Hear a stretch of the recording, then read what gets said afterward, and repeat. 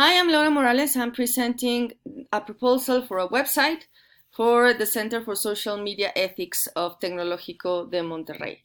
Okay, so the background for this project, the whole project of the center, is to fight disinformation that is rampant in social media, and it's undermining the democratic elections all around the world.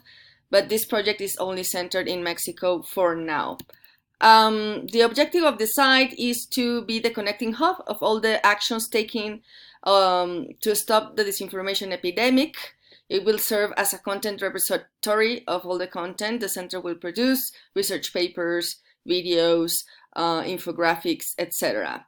And also it will serve as a community because it will have a members section for people that want to help us with the mission of the center, that is to fight disinformation, to save freedom and democracy.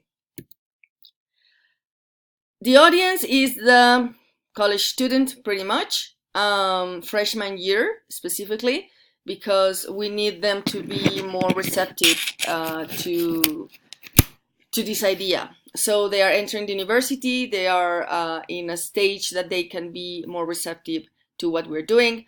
Here is Karen, the undergrad student. She's like any other grad student with the goal of succeeding at college, has no much income, and it's especially, this user, it's very invested in social media.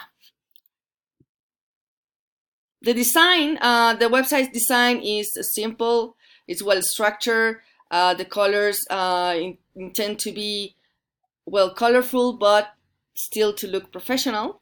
So here are some screens. Okay, here's the homepage.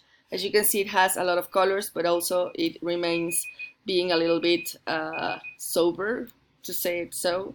The main color palette is around the blue, the shades of blue, and well, we have videos, as I told you, and we also have some other sections where you can find more information.